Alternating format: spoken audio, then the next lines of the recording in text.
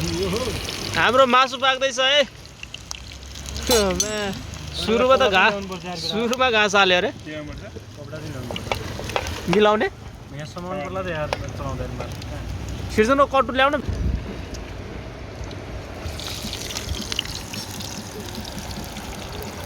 यो चाहिँ हाम्रो स्विमिङ गर्ने ठाउँ हो, यहीँनिर छ। अनि हाम्रो पकाउने ठाउँ यहीँनिर छ फेरि। अनि पारितिरको भाइस यस्तो पनि छ फेरि यहाँ।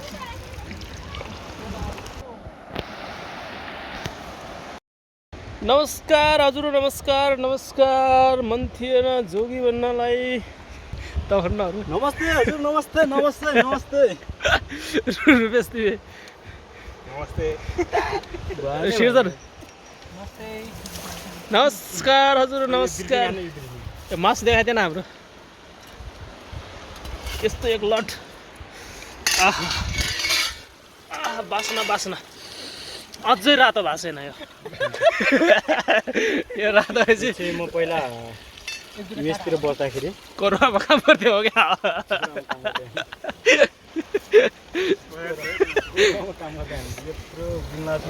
हाम्रो यो चाहिँ अब अर्को के भन्छ है यो सकेपछि अर्को लट पकाउनलाई हाम्रो चाहिँ यहाँ प्याज टमाटर लसुन ससुन सब हाम्रो रुपेश साथीले काम सकेर उता स्विमिङ हान्न हिँडिसकेका छन्।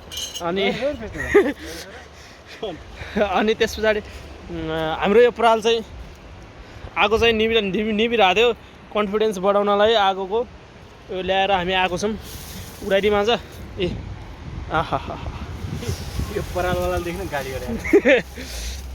अनि त्यस पछाडि हाम्रो कपडा सपडा पनि यहाँ छ, हामी नुहाउनलाई रेडी हो गाइज।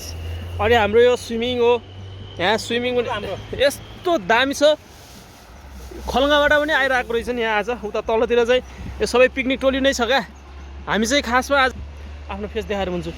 अब हामी मात्रै होइन, धेरै जसो भैली शैली खेलेर अब तिहार बिदाई गर्दै वनभोज सनभोज गर्दै रमाइलो गर्ने टोलीहरू बसिरहेको हुन्छ।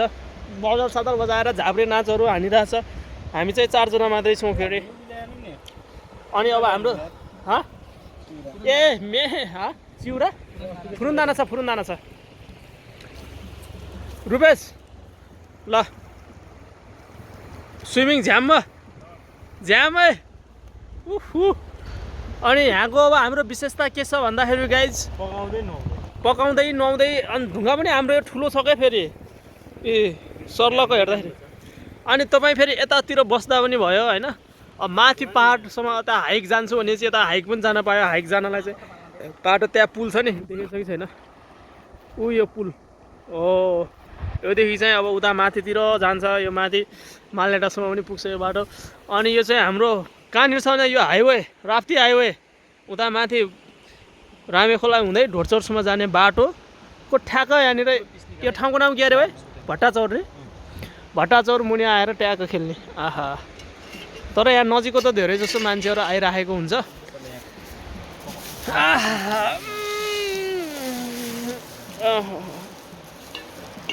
त्यही हो गाइज। अब अरू त के भन्ने हो र।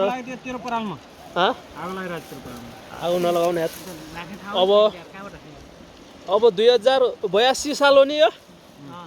2082 साललाई हामी शानदार तरिकाले बिदाई गर्दैछौँ। 2083 साललाई हामी योभन्दा अझै दामी तरिकाले स्वागत गर्नेछौँ। स्वागत गरिसकेपछि बिदाई त पात मैले ल्याएको छु त्यहाँ लामो सेब। अनि गाइज म पात ल्याउन जान्छु गाइज। ल यो चाहिँ हाम्रो प्यानको चाहिँ यो समाउनलाई चाहिँ हाम्रो यहाँ पात रेडी भएर बसिरहेको छु। ए मासु चाहिँ हामी पोलेर पनि खान्छौँ गाइज। छिटो जाग्यो सुबेश पात ल्याउ त त्यहाँबाट। म त अहिले भिडियोग्राफर भइसकेँ नि। भिडियोग्राफरलाई डिस्टर्ब नगरौँ गाइज। म फेरि सुतेरै अब भिडियो बनाउँछु। हाम्रो सुशील दाइले पनि ऊ भन्नुहुन्थ्यो नि, म पनि जाम क्या भन्नुहुन्थ्यो। मैले चाहिँ अब केही भन्न सकिनँ। अनि हमाल दाई पनि हुनुहुन्थ्यो। हमाल दाइले त त्यस्तो केही भन्नु भएन। हमाल दाई त नचिन्ने हुनु भएको रहेछ यार। हमाल दाई मिल्दैन नि त।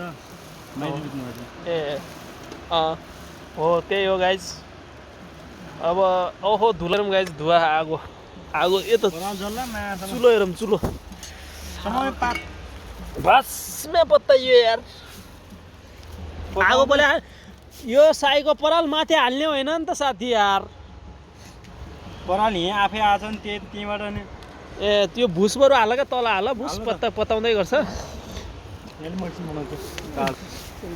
अगाडि फर्की ब्याग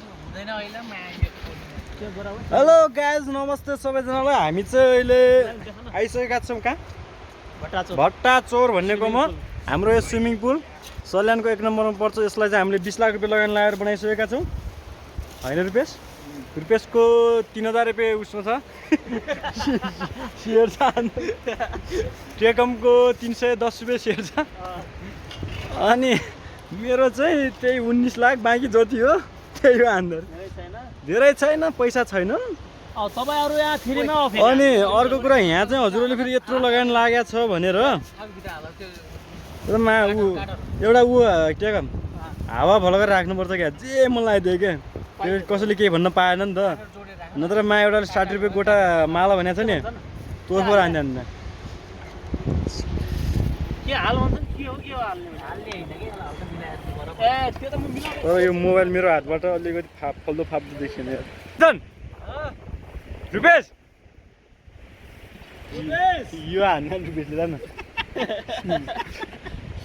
के काम सन्तोष वा ल अर्को कुरा यहाँ चाहिँ यो भुस चाहिँ आले पाइन्छ क्या हेर्नुहोस् न भुस त हाम्रो कम्पनीमा छ क्या ओए तेरो मैले पानीमा के हुनु नि म हुन्न जाम न के हुन्छ ए